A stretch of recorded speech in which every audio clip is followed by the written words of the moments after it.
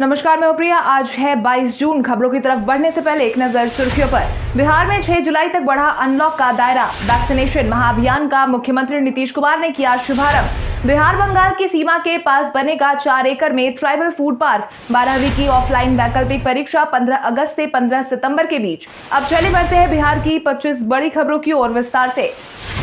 बिहार में 6 जुलाई तक बढ़ा अनलॉक का दायरा। बिहार में कोविड-19 के वर्तमान मामलों को देखते हुए सरकार की तरफ से अनलॉक के दायरे को 6 जुलाई तक बढ़ाने का फैसला लिया गया है। हालांकि सरकार की तरफ से इस बार बाजार में पाबंदियों में छूट दी गई है और साथ ही मुख्यमंत्री नीतीश कुमार ने ट्वीट करते हुए इस बात की जानकारी दी और बताया है कि 23 जून से 6 जुलाई तक सरकारी एवं गैर सरकारी कार्यालय 100% उपस्थिति के साथ खुलेंगे।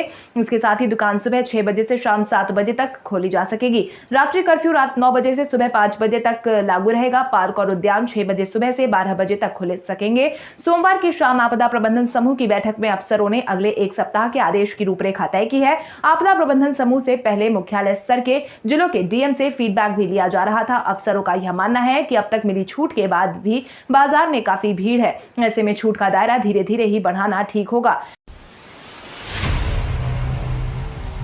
बिहार में कोविड-19 के मिले 250 से कम मामले। स्वास्थ्य विभाग की तरफ से मिली जानकारी के अनुसार बिहार में बीते दिन के पिछले 24 घंटे में कुल मिलाकर 245 मरीजों की पुष्टि हुई है, जिसके बाद बिहार में एक्टिव मरीजों की संख्या 3016 पर पहुंच गई। इसके साथ ही अगर हम प्रभावित जिलों की बात करें तो अररिया में 6, अरवल में 1, बांका में 1, बेगूसराय में 7, भागलपुर में 4, भोजपुर में 4, दरभंगा में 8, ईस्ट चंपारण में 4, गया में 6, गोपालगंज में 30, जमुई में 20, कटिहार में 4, खगड़िया में 9, किशनगंज में 4, लखीसराय में 9, मधेपुरा में 5, मधुबनी में 4, मुंगेर में 3, मुजफ्फरपुर में 7, नालंदा में 20, पटना में 27, पूर्णिया में 18, समस्तीपुर में 12, सारण में 7, शिवहर में 2, सीतामढ़ी में 2, सिवान में 8, सुपौल में 8, वैशाली में 3 मामलों की पुष्टि हुई है। इसके साथ ही 2 ऐसे मामले सामने आए हैं जो दूसरे राज्यों के हैं, लेकिन इनके सैंपल बिहार के अलग अलग जिलों में कलेक्ट किए गए हैं। इसके साथ ही बीते दिन के पिछले 24 घंटे में कुल मिलाकर 86,154 सैंपल की जांच की गई है। वहीं 410 मरीज ठीक होकर घर वापस लौटे हैं।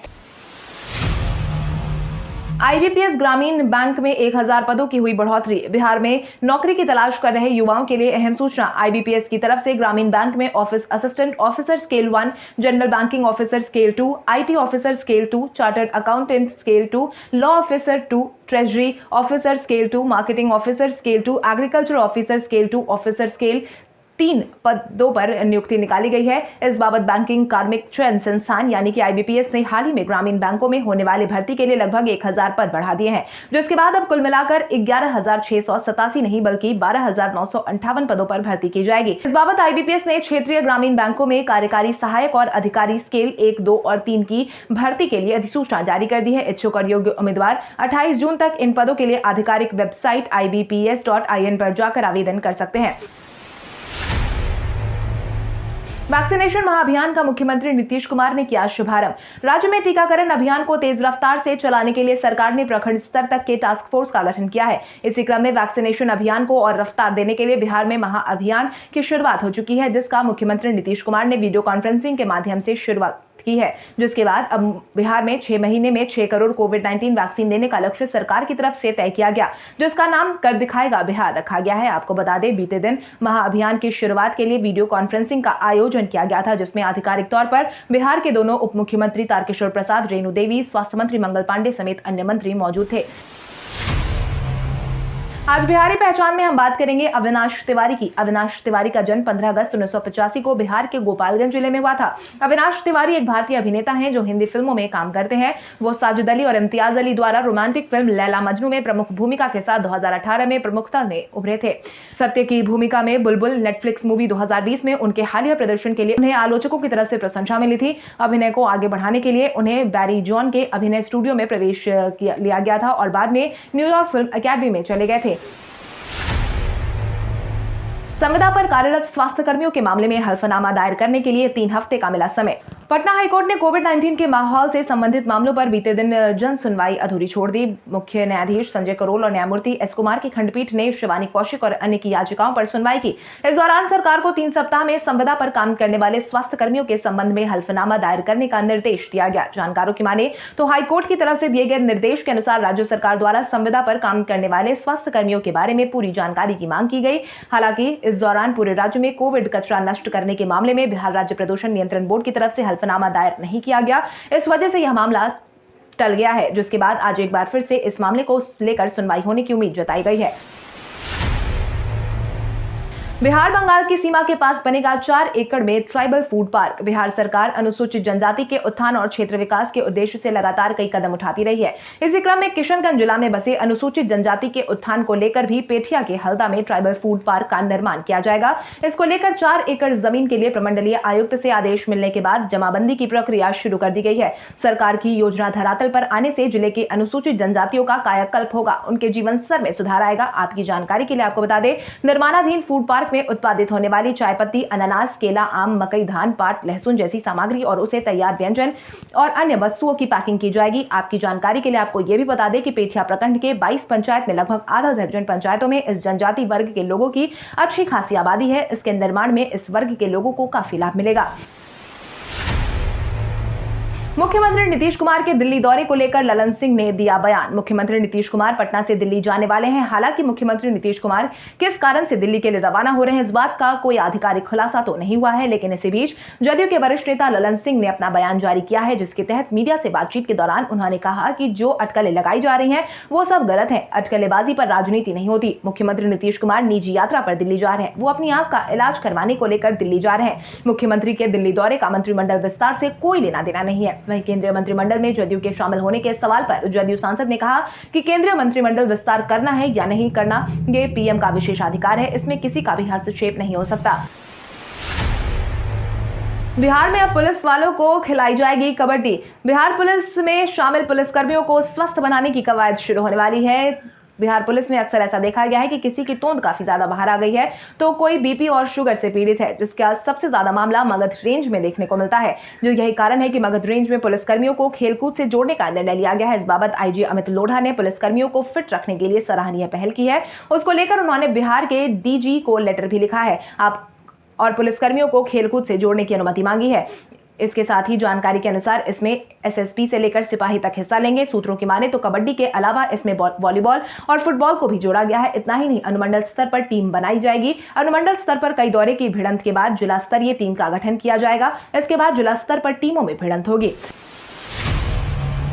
बिहार में साइबर अपराधियों पर नकेल कसने की तैयारी शुरू। बिहार में आए दिन साइबर अपराधियों का उत्पात देखने को मिल जाता है। हालांकि अब साइबर अपराधियों पर नकेल कसने के लिए सरकार पूरी तरीके से प्रतिबद्ध नजर आ रही है। इसको लेकर पुलिस प्रशासन की तैयारी शुरू कर दी गई है। इतना ही नहीं, आम नागरिकों को भी इस पहल में सामने आकर साथ देने की नसीहत दी गई है, जिसके तहत अगर आप भी साइबर ठगी के शिकार हुए हैं तो आप तुरंत हेल्पलाइन नंबर 155260 पर कॉल करके अपनी समस्या बता सकते हैं। इसके बाद का सारा काम साइबर सेफ और cyber crime social media unit करेगा। आपको बता दें, साइबर सेफ केंद्र सरकार की यूनिट है, जिसके तहत यह यूनिट आपसे धोखे से लिए गए पैसे को वापस अकाउंट में लौटाने का काम कर देगी। जानकारी के अनुसार अगर पैसा ठगी हो जाता है और पैसा पाइपलाइन में चला जाता है तो वो पैसा मेरी जानकारी के अनुसार अगर पैसा ठगी हो जाता है और पाइपलाइन में पैसा अटका होता है तो पैसा वापस आपके अकाउंट में आ सकता है। इसके लिए सबसे पहले आपको हेल्पलाइन में कॉल करना होगा। वहां से आपका नाम, पता, मोबाइल नंबर आदि जानकारियां मांगी जाएंगी। इसके साथ ही cyber crime social media unit के काम करने का तरीका अलग है। इसकी मदद लेने के लिए इस यूनिट में जाकर आपको अपनी शिकायत दर्ज करनी होगी। 12वीं की ऑफलाइन वैकल्पिक परीक्षा 15 अगस्त से 15 सितंबर के बीच सीबीएसई की तरफ से 12वीं की परीक्षा को रद्द करने का फैसला सुनाया गया था। हालांकि कई ऐसे परीक्षार्थी हैं जो सीबीएसई के इस फैसले से संतोषजनक नहीं दिखाई दिए। ऐसे परीक्षार्थियों के लिए सीबीएसई ने ताजा हल्फनामा पेश किया है, जिसके तहत सीबीएसई ने अदालत में कहा कि परिणाम की गणना के संबंध में छात्रों के विवाद के लिए सीबीएसई की तरफ से एक समिति का गठन किया जाएगा और कक्षा 12वीं के परिणाम 31 जुलाई तक घोषित किए जाएंगे। वहीं सीबीएसई ने सुप्रीम कोर्ट को सूचित किया कि 12वीं कक्षा के छात्र जो अपने परिणाम से संतुष्ट नहीं होंगे, उनके पास 15 अगस्त से 15 सितंबर के बीच आयोजित होने वाले ऑफलाइन वैकल्पिक परीक्षा में बैठने का विकल्प होगा, लेकिन सितंबर में होने वाली ऑफलाइन वैकल्पिक परीक्षा में प्राप्त अंक अंतिम होंगे।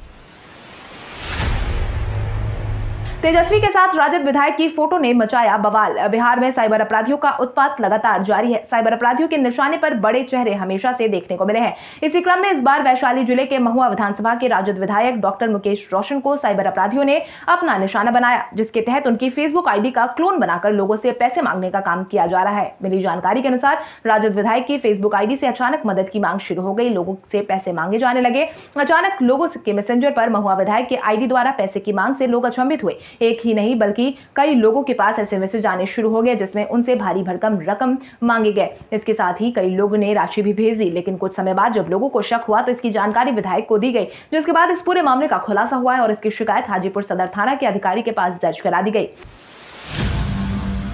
बिहार में 297 दरोगा और एएसआई का हुआ तबादला। बीते दिन बिहार पुलिस महकमे में बड़ा फेरबदल किया गया है, जिसमें बिहार के विभिन्न जिलों में पदस्थापित 70 दरोगा और 227 सहायक अवर निरीक्षक का ट्रांसफर शामिल है। बिहार पुलिस मुख्यालय की तरफ से जारी आदेश के मुताबिक मगध प्रक्षेत्र के जिलों में पदस्थापित पुलिस अवर निरीक्षक और सहायक अवर निरीक्षक का स्थानांतरण किया गया है। इन्हें गया, नवादा, अरवल, औरंगाबाद और जहानाबाद जिले में भेजा गया है। पुलिस मुख्यालय की तरफ से मिली जानकारी के अनुसार सिपाही से लेकर दरोगा कोटि तक के पदाधिकारियों और पुलिसकर्मियों का ट्रांसफर किया गया है।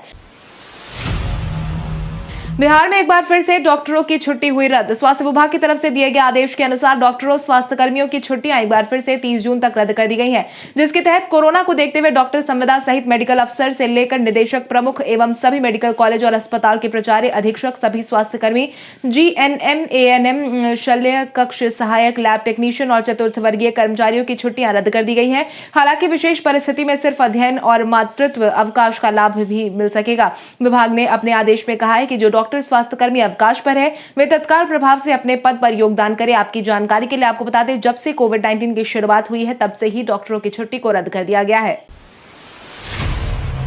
गंडक, बागमती के बाद अब गंगा का भी बढ़ा जलस्तर। बिहार में नदियों के आसपास के इलाकों में बाढ़ की संभावना दिन प्रतिदिन बढ़ती जा रही है। मानसून की शुरुआत से ही गंडक और बागमती नदी में पानी का स्तर बढ़ने की खबरें सामने आ रही थी। वहीं अब गंगा नदी के जलस्तर में बढ़ने की बात कही गई है, जिसके तहत पटना और भागलपुर इलाके में गंगा का जलस्तर बढ़ गया है, जबकि गंडक में पानी बढ़ने से मुजफ्फरपुर, चंपारण और गोपालगंज के करीब कई घरों में पानी घुस गया है। इस बीच मौसम विभाग ने बक्सर और वैशाली समेत 8 जिलों में तेज हवा के साथ बारिश और बिजली गिरने का अलर्ट जारी किया है। मेरी जानकारी के अनुसार पटना में भी गंगा का जलस्तर बढ़ने लगा है। पटना में गंगा का जलस्तर महज बीते दिन 24 घंटे में कुल मिलाकर के 2.67 मीटर बढ़ गया। बिहार एसटीईटी की तरफ से साइंस, उर्दू और संस्कृत विषय का परिणाम हुआ जारी। बीते दिन बिहार के शिक्षा मंत्री विजय कुमार चौधरी ने माध्यमिक शिक्षक पात्रता परीक्षा यानी कि एसटीईटी 2019 के बाकी बचे 3 विषयों के परिणाम जारी कर दिए हैं, जिसके तहत बचे हुए 3 विषय संस्कृत, उर्दू और विज्ञान के परिणाम बीते दिन जारी किए गए हैं। जिसके तहत अब आप अपना परिणाम जानने के लिए सबसे पहले BSEB-STET2019.in पर विजिट करें। इसके बाद रिजल्ट वाले ऑप्शन पर अपना एप्लीकेशन नंबर और डेट ऑफ बर्थ के टाइप कर अपना परिणाम चेक कर सकते हैं। आपको बता दें, साल 2019 में ही माध्यमिक और उच्च माध्यमिक विद्यालयों में बहाली के लिए बिहार विद्यालय परीक्षा समिति यानी कि बीएसईबी ने ऑनलाइन आवेदन मांगे थे। इसके बाद जनवरी 2020 में परीक्षा ली गई थी। बिहार में हुआ 5 इंजीनियरिंग कॉलेज का उद्घाटन। बिहार को बीते दिन मुख्यमंत्री नीतीश कुमार ने 5 इंजीनियरिंग कॉलेज के कैंपस की सौगात दी है। किशनगंज, अररिया, मधेपुरा, पश्चिम चंपारण और गोपालगंज अभियंत्रण महाविद्यालय कैंपस की शुरुआत की गई है। इस बाबत बिहार के विज्ञान एवं प्रावैधिक विभाग के मंत्री सुमित कुमार ने कहा कि इंजीनियरिंग के विद्यार्थी राष्ट्रीय स्तर की सुविधाओं के साथ पढ़ाई करेंगे। उन्होंने कहा कि कई और अभियंत्रण महाविद्यालय एवं पॉलिटेक्निक संस्थान में छात्रावास निर्माण और अरवल पॉलिटेक्निक संस्थान के लिए भवन निर्माण की आधारशिला रखी गई है। मिली जानकारी के अनुसार 446 करोड़ रुपए की लागत से इन सभी 5 इंजीनियरिंग कॉलेज का निर्माण किया गया है। भोजपुर के प्रखंड शिक्षा पदाधिकारी को पकड़ा गया रंगे हाथ। भोजपुर के प्रखंड शिक्षा पदाधिकारी को बीते दिन 80,000 रुपए रिश्वत लेते रंगे हाथों पकड़ा गया है। जानकारी के मुताबिक बीईओ अभय कुमार ने पीरो के हसन बाजार इलाके के नारायणपुर मध्य विद्यालय के प्रिंसिपल अजय कुमार का वित्तीय अनियमितता का आरोप लगाकर उन्हें सस्पेंड कर दिया था। इसके बाद सस्पेंशन रद्द करने और उन पर लगे वित्तीय अनियमितता के मामले को रफा दफा करने के बदले बीईओ ने 80,000 रुपए रिश्वत की मांग की थी। बीईओ की रिश्वत की डिमांड की सूचना नारायणपुर मिडिल स्कूल के प्रिंसिपल अजय कुमार ने निगरानी की टीम को दी, जिसके बाद सोमवार की दोपहर जैसे ही बीईओ ने रिश्वत के पैसे लिए, तभी निगरानी की टीम ने उन्हें रंगे हाथों धर दबोचा। देश भर में टीकाकरण के मामलों में टॉप 10 की सूची में शामिल हुआ पटना। देश भर में टीकाकरण अभियान जोर शोर से चलाया जा रहा है। वहीं इस मामले में राजधानी पटना ने बाजी मार ली है, जिसके तहत कोरोना संक्रमण से सुरक्षा एवं बचाव हेतु संचालित टीकाकरण अभियान के लिए पटना जिले को देश के टॉप 10 जिलों में शामिल किया गया है, जिसको लेकर जिलाधिकारी ने सभी को बधाई दी है। इसके साथ ही जिलाधिकारी ने जिले के तमाम अधिकारियों एवं कर्मियों ने इस उपलब्धि के लिए जिलाधिकारी के कुशल नेतृत्व एवं मार्गदर्शन की सराहना की है तथा उन्हें शानदार उपलब्धि की बधाई एवं शुभकामनाएं दी है। 4 दिन में सिर्फ 141 ओवर का हुआ खेल। विश्व टेस्ट चैंपियनशिप का आयोजन किया जा रहा है, जहां पर भारत और न्यूजीलैंड एक दूसरे से आमने सामने है। हालांकि बारिश के कारण पूरा मैच खराब होता नजर आ रहा है। पहला दिन बारिश के कारण रद्द हुआ, दूसरा दिन टॉस हुआ तो बारिश के चलते खेल पूरा नहीं हो पाया। तीसरे दिन भी खराब रोशनी की वजह से मैच जल्दी खत्म कर दिया गया। वहीं चौथे दिन भी बिना कोई गेंद फेंके खेल को रद्द करना पड़ा, जिसके बाद आईसीसी ने छठे दिन यानी कि रिजर्व डे के लिए खास तैयारी शुरू कर दी है। इस बाबत आईसीसी के एक सूत्र ने कहा है कि जी हां, छठे दिन के टिकट के दाम कम किए जाएंगे और ब्रिटेन में खेले जाने वाले टेस्ट मैच के लिए एक प्रचलित मानक है। लोजपा की लूट पर आरसीपी सिंह ने दिया बयान। लोजपा में जारी पारिवारिक कलह के बीच पार्टी दो फाड़ में बंट गई है, जिसके तहत अब पार्टी में एक चिराग खेमा और दूसरा पशुपति पारस खेमा मौजूद है, जिसके बाद से लगातार बिहार की राजनीति गर्म नजर आ रही है। वहीं बयानबाजियों का सिलसिला भी लगातार जारी है। इसी क्रम में बीते दिन जदयू अध्यक्ष आरसीपी सिंह ने भी अपना बयान जारी किया है, जिसके तहत उन्होंने कहा कि चिराग को अगर शेर का बेटा कहा जाता है तो रामविलास के भाई भी शेर ही होंगे। वो कुछ कैसे हो सकते हैं? कभी चिराग पासवान खुद को शेर का बेटा कह देते हैं, कभी खुद को अनाथ बता देते हैं। अब यह समझ नहीं आ रहा कि वो अगर शेर के बेटे हैं तो अनाथ कैसे हुए? शेर कभी अनाथ नहीं हो सकता। आरसीपी सिंह ने पशुपति पारस की मोदी कैबिनेट में शामिल होने की अटकलों पर कहा कि यह प्रधानमंत्री नरेंद्र मोदी का फैसला है कि कौन केंद्रीय मंत्रिमंडल में शामिल होगा। शरद पवार प्रशांत किशोर की मुलाकात के बाद दिल्ली में बढ़ी सियासी हलचल। राष्ट्रवादी कांग्रेस पार्टी के मुखिया शरद पवार की दिल्ली में राजनीतिक रणनीतिकार प्रशांत किशोर के साथ हुए बीते दिन एक बार फिर से बैठक हुई, जिसके बाद सियासी हलचल तेज हो गई है, जिसके तहत इस मुलाकात को 2024 के लोकसभा चुनाव की तैयारियों के तौर पर देखा जा रहा है। जिसके बाद आज 4 बजे के आसपास दिल्ली में एनसीपी चीफ के घर बैठक होने की जानकारी निकलकर सामने आई है। इस बैठक में पवार पहली बार शामिल होंगे। संभावना है कि इस बैठक में पवार और यशवंत सिन्हा के अलावा विपक्ष के कुछ नेता भी शामिल हो सकते हैं। ऐसा पहली बार होगा जब शरद पवार किसी राष्ट्रीय मंच की बैठक में शामिल होंगे।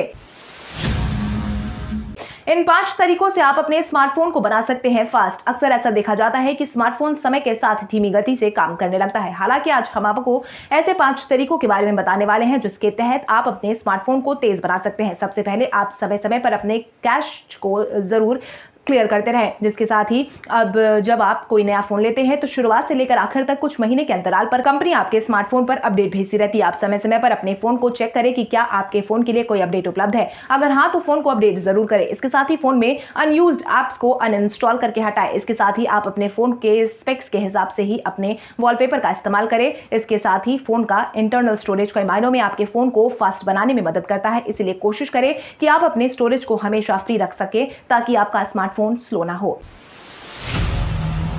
भारत के इतिहास में आज की तारीख कई कारणों से दर्ज। साल 2009 में 21वीं सदी का सबसे लंबा सूर्य ग्रहण भारत में दिखाई दिया। साल 2016 में इसरो ने अंतरिक्ष में 20 उपग्रह को लॉन्च करके इतिहास रचा था।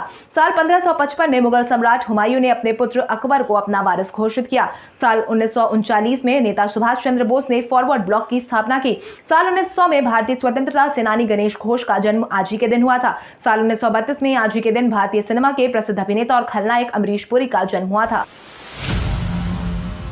अब आइए जानते हैं सराफा बाजार और पेट्रोल डीजल के क्या थे भाव। अगर हम सराफा बाजार की बात करें तो सोने का भाव 21 जून को 22 कैरेट के लिए प्रति 10 ग्राम 46,220 रुपए था। वहीं 24 कैरेट के लिए प्रति 10 ग्राम 45,220 रुपए था। इसके साथ ही अगर हम चांदी की बात करें तो चांदी का भाव प्रति किलो 67,600 रुपए था। इसके साथ ही राजधानी पटना में पेट्रोल की कीमत 99.78 रुपए प्रति लीटर और डीजल 93.77 रुपए प्रति लीटर था।